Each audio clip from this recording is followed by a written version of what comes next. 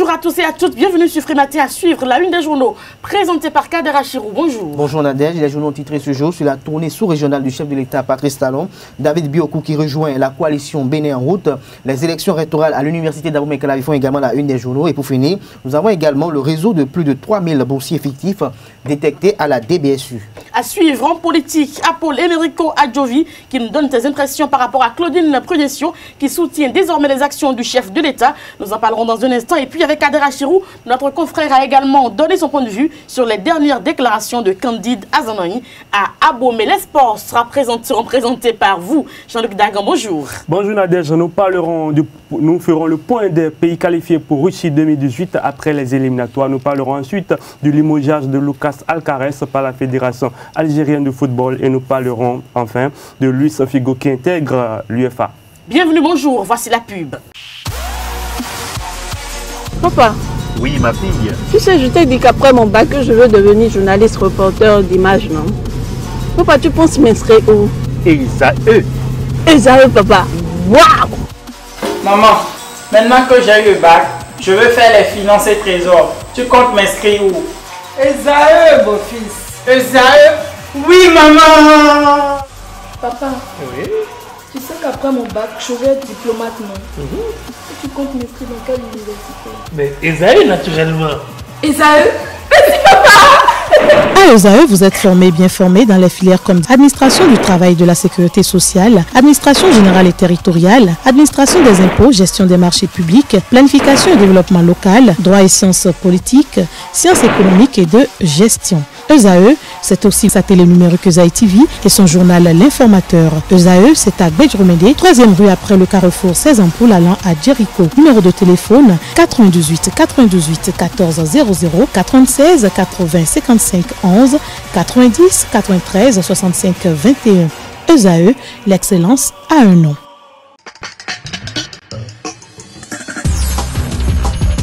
Kader Achirou, à nouveau bonjour. À nouveau bonjour, ses amis internautes, à nouveau bonjour. Nous démarrons par le quotidien L'Informateur qui titre en manchette ce jour. Élection rectorale à l'université d'Abomey-Calavi, vivement le meilleur choix. C'est une exclamation en manchette du Canard, toujours avec le quotidien L'Informateur. Drame de l'eau à Porto Novo, à Tidiat Matisse, au chevet des victimes. Toujours avec le quotidien béninois d'information générale et d'analyse L'Informateur. Difficulté dans le paiement de leur arriéré de facture. La FPE fait un plaidoyer à l'endroit du ministre Romuald Wadaï. Le matinal à présent pour une sortie de crise au Togo, Talon mandaté par l'ONU au Ghana, le chef de l'État en champion de l'intégration. Nous passons au quotidien Le Meilleur. Après une semaine de séjour hors du territoire national, le président Patrice Talon de retour au Bercail hier. Toujours avec le quotidien Le Meilleur, rebondissement dans le dossier de révocation du maire Léa Divinan Soglo vers un contentieux administratif. Isidore Yonfou, un maire intérimaire, pas dans l'illégalité. Toujours avec le quotidien Le Meilleur, 4e élection du recteur et des vice-recteurs de l'université d'Abomey-Calavi. La liste Excellence lance officiellement sa campagne demain. Fraternité, périple du chef de l'État dans la sous-région. Les temps forts de la tournée de Talon, toujours avec le quotidien de Ménontin. Travaux de construction de la route Parakou-Wewe et Boumaf rassure la population du Septentrion. Toujours avec Fraternité, la fête du culte Oro, interdite à Akpo Misrété. Le génie, désormais adversaire politique de Patrice Talon, Azanaï réussira-t-il à flouer le peuple? C'est une interrogation en manchette du Canard. Toujours avec le quotidien Le Génie. Faire chemin ensemble pour soutenir le président Patrice Talon. David Biokou et la coalition Bénin en route signent le protocole d'accord. Le Béninois libéré. Triomphe dans l'unité de Inoussa Biorou dans une jeunesse engagée du Bénin. Parakou et la 8e circonscription électorale accueillent une nouvelle ère politique. L'investigateur du jour. Tentative d'affaiblissement du maire Vincent Akapo. Les rebelles essuient un cinglant revers. Émergence Info. Actualité politique nationale, David Biokou et alliés rejoignent la coalition Bénin en route. Diapata, assainissement des finances publiques sous la rupture. Un réseau de plus de 3000 boursiers fictifs détectés à la DBSU. Patrice Talon fait de la transparence son mode de gestion. Matin libre, guerre contre les GSM. Romuald Wadaï peut assumer la banqueroute. C'est une interrogation en manchette du quotidien Matin libre. Toujours avec le quotidien Matin libre. Signature d'une convention de partenariat à la CCIB. Le Bénin renforce ses relations avec la Lettonie. Nous passons à l'économiste. Rapport semestriel Africa Suisse 2017, faible progression économique des pays subsahariens, toujours avec l'économiste. Séance d'information avec les acteurs du secteur privé. Le Paracep présente les projets dans les filières ananas, carité et aviculture. Le pays émergent, nous poursuivons avec le pays émergent. Réponse des sociétés d'Ajavon suite au redressement fiscal. Voici les chiffres qui confondent Talon et son gouvernement, toujours avec le pays émergent. Tournée de sensibilisation du président intérimaire de la Confédération africaine de boxe, Maître Clément Simango Sosa, à Cotonou pour une assemblée générale extraordinaire prévue du 28 au 31 octobre. Le potentiel mouvement d'humeur lié aux travaux de construction de la route Parakou-Wewe hier. Les assurances de l'entreprise Ebomaf accusées à tort. Toujours avec le potentiel. Pour raison de présentation du budget par département ministériel devant la commission des finances parlementaires. Le remaniement en stand-by jusqu'à fin décembre. Libération. Réforme portuaire, le bureau maritime international opérationnel dès le 1er novembre 2017, toujours avec le quotidien Libération, agitation sur la scène diplomatique africaine et internationale. Talon se démarque de la méthode Yahi et le peuple apprécie son pragmatisme et sa modestie. La nation lutte contre les épidémies au Bénin, une cartographie des risques en élaboration, toujours avec le quotidien national d'information générale et d'analyse. Pour violence et actes de vandalisme, le culte Oro suspendu à Akpo Misrete. La nouvelle tribune pour finir. Société routière au Bénin, la Société Générale de Surveillance fait don de matériel à l'ONG ASP. Merci à vous, Kader Achirou, pour la présentation de cette une des journaux. Nous passons donc au journal ce Free Matin. Bienvenue à tous. Patrice Talon, dans le cadre de sa tournée ouest africaine, a effectué une visite de travail hier mercredi à Accra, au Ghana, accueilli par son homologue Nana Addo Dankwa Akufo-Addo. Le chef de l'État béninois a eu droit aux honneurs militaires dans ce pays. Au cours de la séance de travail, le président ghanéen a souhaité la bienvenue à son hôte et exprimé le souhait que les rapports entre les deux pays se renforcent. Le président de l'Association des fournisseurs et prestataires de l'État s'insurge contre l'augmentation de la dette intérieure, une dette que l'État béninois a du mal à épurer à cause des dysfonctionnements notés au ministère de l'Économie et des Finances. Serge Pontus Kanyi plaide pour la création d'un cadre de concertation entre les prestataires et le ministère des Finances. Suivons-le. La situation de morosité économique et de crise financière que traverse aujourd'hui le pays interpelle tout le monde. Et cela pourrait se justifier aussi par l'augmentation de la dette intérieure du pays, surtout en direction des prestataires et fournisseurs de l'État. Alors, donc, le processus d'apurement des dettes a plusieurs étapes. Nous savons que c'est avec les recettes de l'État qu'on accompagne les engagements, c'est-à-dire les dépenses. Mais pour ce qui concerne les dettes antérieures, ce qui a été déjà fait en 2016, en 2017, en 2015, en 2014, on ne comprend pas pourquoi on ne dispose pas de crédit au niveau des ministères pour au moins engager ces dossiers. Et là, les prestataires assistent à une sorte de ping-pong entre le ministère des Finances et les ministères sectoriels. Les ministères sectoriels disent qu'ils ne disposent pas de crédit ni de dotation pour pouvoir engager ces dettes. Le ministère de l'Économie et des Finances dit que c'est les acteurs de la chaîne de dépenses au niveau des sectoriels qui ne jouent pas correctement leur rôle. Et comme vous le savez, quand les éléphants se battent, c'est les zèbres qui en souffrent. Nous, les prestataires, nous en souffrons parce que c'est des engagements que nous avons pris avec les banques et institutions financières de la place et qui nous mettent la pression à tout bout de champ. Donc, je voudrais, par cette intervention, solliciter l'indulgence du ministre de l'Économie et des Finances afin qu'on puisse trouver un cadre pour l'apurement de ces dettes. Parce que nous en avons ras-le-bol, nous les prestataires, nous en avons ras-le-bol. Et la situation, même au niveau du ministère de l'Économie et des Finances, c'est que, entre-temps, certaines réformes ont été initiées pour empêcher les nouveaux engagements. C'est-à-dire, lorsqu'on ne paye pas les dettes, on ne puisse pas faire de nouveaux engagements. Mais nous constatons que les anciennes dettes sont là, mais de nouveaux engagements sont faits au détriment de ces anciennes dettes. Quelques heures après les manifestations des populations du 1er arrondissement de Parakou pour exprimer donc leur ras-le-bol face à ce qu'elles appellent mauvaise exécution des travaux par l'entreprise Ebomaf, le député Rachidi Gbadamassi donne de la voix. L'élu de la 8e circonscription électorale salue le courage des populations de Tourou qui ont fini par extérioriser leur mécontentement. Pour rappel, l'entreprise Ebomaf a à charge la construction du lot 1 de la route Parakou-Djougou. Dans un foyer, les conjoints sont censés tout se dire, mieux encore, tout partager pendant les meilleurs et les pires moments de leur vie. Mais la femme a-t-elle le droit ou encore l'obligation de savoir combien gagne son mari? La question a été posée à quelques citoyens béninois qui ont bien voulu se prononcer. Suivons-les.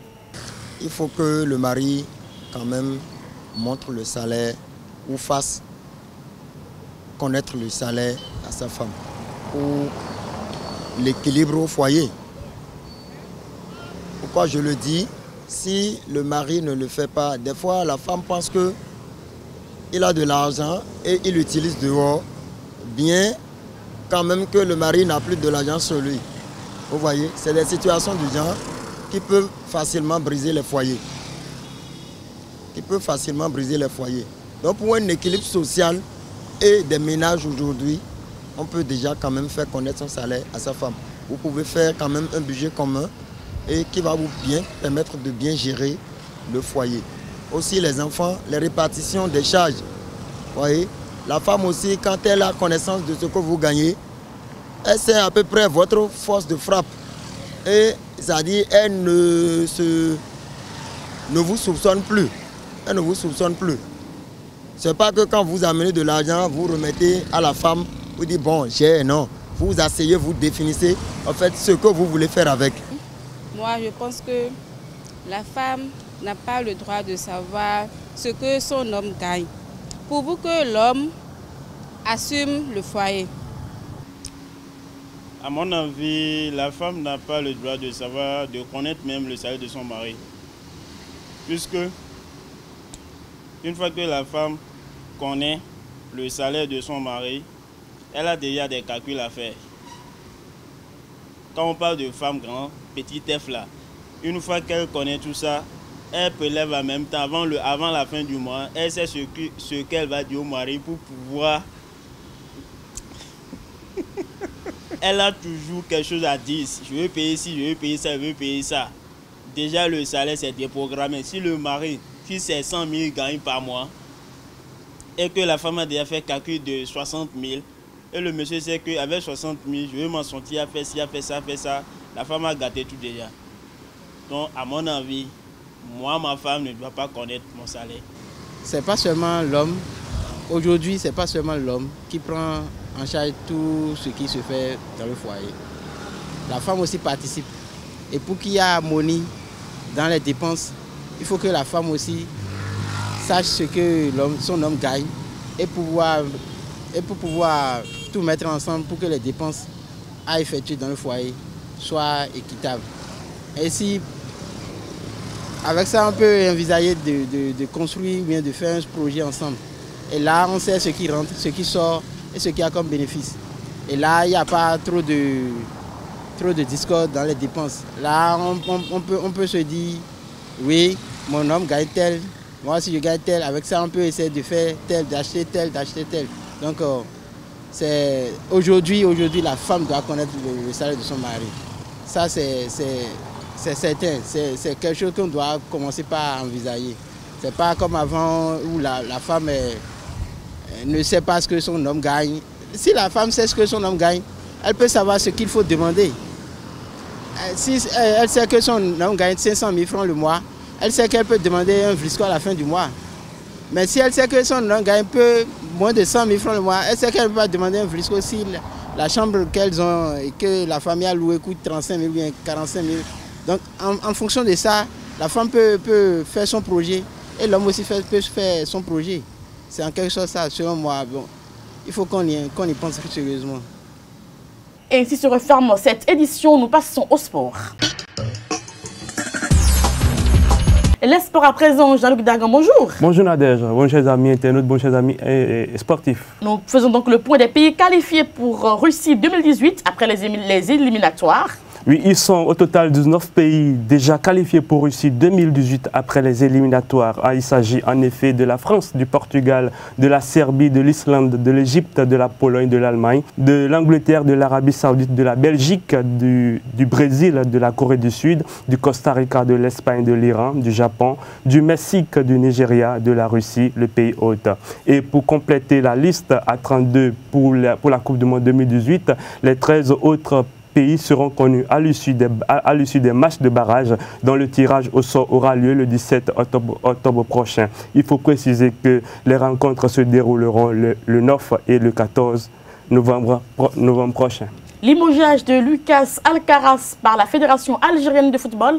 Lucas Alcaraz, le sélectionneur des Fennecs de l'Algérie, a été remercié ce mercredi par la Fédération algérienne de football. Il a été démis de ses fonctions pour insuffisance de résultats. En effet, l'Algérie a été dernière de son groupe pour les éliminatoires Russie 2018. Le nom de son successeur n'a pas encore été dévoilé par la Fédération algérienne de football. Dernière actualité sportive, Luis Figo qui intègre l'UEFA. Oui, à 44 ans, l'ancien grand joueur portugais Luis Figo a été nommé ce mercredi en tant que conseiller en football de l'UEFA. Une nouvelle dont s'est félicité le président de l'instance continentale, le Slovène Alexander Čeferin. Il a déclaré que Luis Figo a été un joueur fantastique et exemplaire dans la manière dont il se comportait sur le terrain et en dehors. Il est une personnalité hautement respectée du jeu et je suis très heureux qu'il intègre notre équipe. Son énorme expérience de football sera un atout précieux pour l'UEFA. Il faut rappeler que Figo a stoppé sa carrière en 2009. Merci à vous Jean-Luc Dagan pour la présentation de cette page des sports. À suivre à présent à Paul Emerico Adjovi, notre confrère du quotidien Le Matinal, reçu par Kader Achirou. Il donne son point de vue par rapport à l'actualité de Claudine Prudencio qui soutient désormais les actions du chef de l'État. Il parle également des dernières déclarations de Candide Azanaï qu'il a eu le plaisir de décrypter avec Kader Achirou. Suivons ensemble. Paul, bonjour. Bonjour Kader. Alors, vous avez suivi mon introduction brièvement par rapport à Candide Azanaï qui déclare son opposition virile avec le régime du président Patrice Talon. Alors, quelle perception faites-vous de cette actualité? Je voudrais avant tout pour remercier le président Candide Azanaï, du président du parti Restaurant de l'Espoir, pour avoir donc enfin, on appelle-t-on, clarifié sa position par rapport au pouvoir actuel. Je voudrais dire que dans votre introduction, vous avez évoqué le président Azanaï, de même que la présidente de l'UDBN. Je note que vous n'avez occulté, c'est pas également le PRD qui a également tenu son université de vacances. Tout à fait. Pour me résumer par rapport à l'actualité politique dans le week-end, est qu'il y a un de parti et il y a deux d'arrivée. Ça veut dire que quoi? Que le pouvoir actuel a gagné beaucoup plus. Le PRD était avec la mouvance. Le PRD était avec la mouvance. L'UDBN était également avec la mouvance. Enfin, je veux dire le bloc de la majorité présidentielle. Et que le PRD vient réaffirmer un peu qu'on appelle sa position par rapport à son soutien au PAG du gouvernement actuel. Donc je dis un des partis, deux d'arrivée, pour dire que quoi. Je remercie le président Azanaï pour avoir choisi mon grand frère du quartier, puisque l'ancien président l'appelait, je n'ose pas dire, enfin, pas tomber comme lui pour dire que l'enfant de Djonké.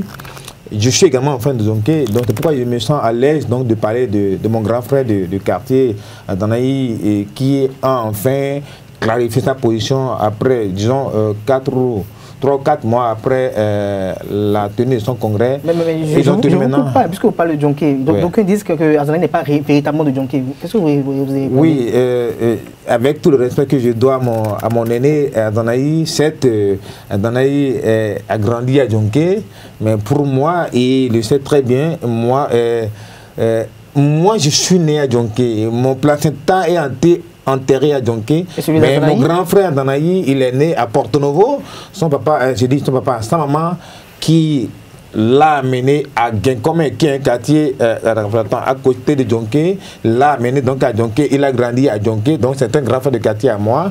Donc je voudrais donc préciser que oui, à Danaï, c'est vrai qu'on l'appelle enfant de Djonké, mais je puis dire avec modestie que je suis plus enfant de Djonké que lui, et je le remercie d'avoir donc fait sa position par rapport qu'on appelle à la politique. Par rapport à cette position, quelle lecture vous en faites? La lecture que j'en fais est que il faut lui reconnaître le mérite d'avoir clarifié enfin ta position. D'avoir clarifié ta position, c'est que ta position clarifiée m'amène à voir quelques commentaires. Que quoi? Nous l'avions vu aux côtés de la Renaissance du Bénin dans ce pays, et après nous l'avions vu également aux côtés qu'on appelle des forces Cori pour Bénin émergent. Ça veut dire que quoi? Adanaï hier était avec la Renaissance du Bénin, après il a fait FCBE. Ça veut dire que quoi? Il a rompu les amants avec la Renaissance du Bénin, après il s'est retrouvé avec la RB, pardon, avec FCBE. Oui. Et nous l'avions vu parmi les militants qui ont, ceux qui ont vraiment œuvré pour l'avènement du pouvoir en place, et malheureusement, il a décidé de partir. Il a certainement ses raisons, et ces raisons qui l'ont conduit aujourd'hui, par rapport à son conseil national, donc de déclarer qu'aujourd'hui qu'ils font une opposition pure et dure par rapport au pouvoir en place. Et autre chose également, ou autre événement, c'est que le conseil national du parti sur l'Espoir a également décidé donc d'exclure un élu national, qu'on appelle le député Nobimé, Patrice, qui a été exclu parce que ce député a estimé que non, par rapport à son parti, il ne serait pas bien que son parti reste dans l'opposition, étant donné que ce parti a participé à l'avènement du pouvoir en place, mais malheureusement que ce député a constaté que le parti est en train de travailler à contrario par rapport à cet objectif, d'autant que il faut dire que c'est avec beaucoup de peine, ça il faut le dire honnêtement, avec beaucoup de peine que j'ai constaté que mon aîné du quartier, Adanaï, a décidé aujourd'hui donc de se mettre en opposition par rapport au pouvoir en place. Mais c'est quoi? La politique a ses raisons, comme le dirait l'autre, que le cœur ou la raison ignore. Il a fait ce choix. Je voudrais donc lui souhaiter le bonheur donc, de faire l'opposition, puisque le conseil a décidé que le parti fasse une opposition pure et dure au pouvoir. Mais très vite, avant qu'on passe à Claudine Prudentieux, est-ce que, selon de convictions personnelles, est-ce que ce choix vous paraît légitime? Je ne pourrais pas dire si le choix est légitime ou illégitime, mais je constate qu'il y a un choix qui a été fait. Est-ce qu'il est idéal? Je ne saurais dire que c'est idéal, que c'est un idéal. Je ne suis pas militant de restaurer pour l'espoir, mais je constate, je dis malheureusement, et je pèse mes mots, malheureusement que Adanaï a fait ce choix-là. Mais je voudrais dire à mon grand frère Adanaï que hier, les populations du Bénin, ces mandants qui l'ont envoyé plusieurs fois à l'Assemblée nationale ont constaté qu'il a fait un parti qu'on appelle la Renaissance du Bénin.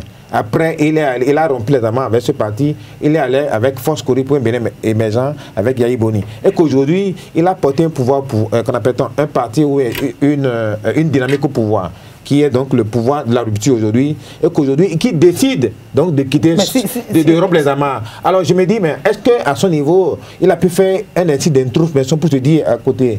Mais chaque fois, là, je suis dans un parti ou je suis dans un côté, je milite pour que la partie pour laquelle je milite arrive au pouvoir. Et que du jour au lendemain, je décide de rompre les amarres.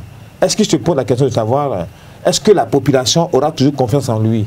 D'autant que, écoutez, à un moment donné, dans l'avènement d'un pouvoir politique, il a pu donc dire dans la campagne électorale qu'on appelle à ses mandants, de dire, celui-ci, je le porte, il faudrait que vous puissiez donc m'accompagner pour l'amener au pouvoir. Et que du jour au lendemain... Donc ça pose un problème de crédibilité en fait. Un problème de crédibilité, d'éthique et de morale. Quand vous parlez de crédibilité, d'éthique et de morale, ça m'amène directement à tomber sur Claudine Prudentieux, qui a été la première à susciter la candidature de Sébastien Germain à Javon. Elle a chanté les louanges, elle a été pratiquement une grande actrice de l'avènement de la candidature de Sébastien Germain à Javon. Et qu'aujourd'hui, du jour au lendemain, qu'elle décide de soutenir Patrice Talon, et vous allez me dire peut-être qu'elle faisait partie de la coalition de la rupture. Mais est-ce que ce choix est vraiment un choix d'opinion? Vous savez, nous avions été aux élections en 2016, en mars 2016. Oui. Et il y a eu plusieurs candidats. Et au thème du premier tour, il y a eu 2 candidats qui sont sortis pour donc aller au second tour, tel que la Constitution l'a prévu. Et donc, les 2 candidats, il y avait donc le candidat donc, de pouvoir en place, je veux dire, devait nommer Lionel Zinsou. Et puis, il y a eu des candidats de la rupture, qui est passé Talon, l'acteur président de la République. Et il se fait que le troisième dans ce lot se trouve être Sébastien Adjavon, qui avait eu un certain nombre de personnes ou un certain nombre de partis qui le soutenaient. Sébastien Adjavon, comme cela se passe un peu sous tous les cieux lors d'une élection présidentielle, a fait le choix donc, de soutenir le candidat Patrick Talon. Donc il a demandé donc, à tous ses soutiens donc, de soutenir Patrick Talon. Donc, l'IDBN... De même quand il était en désaccord avec le gouvernement, après il a demandé à ses soutiens de ne plus soutenir... Je vais vous dire quoi. Oui, je me mettais encore en mars 2005 pour dire que quoi. Et troisième, au terme des élections, Sébastien Adjavon a demandé donc à tous ses soutiens de soutenir le candidat Patrick Talon, avec qui donc il était en bon terme à l'époque.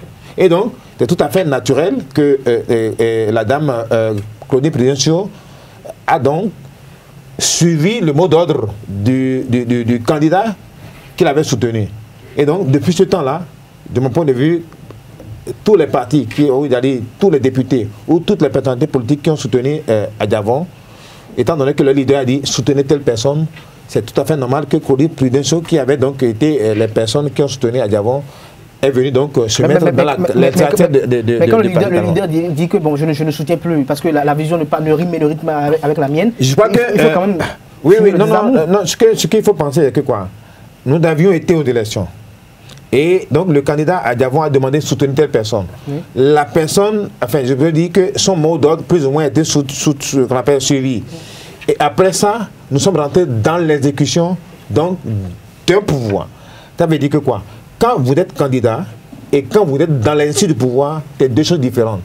Est-ce que vous voyez? Donc on dit aujourd'hui que le président Patrick Talon, qui le me connaissent ou bien qui n'arrive pas à comprendre comment ta gouvernance est, que quoi?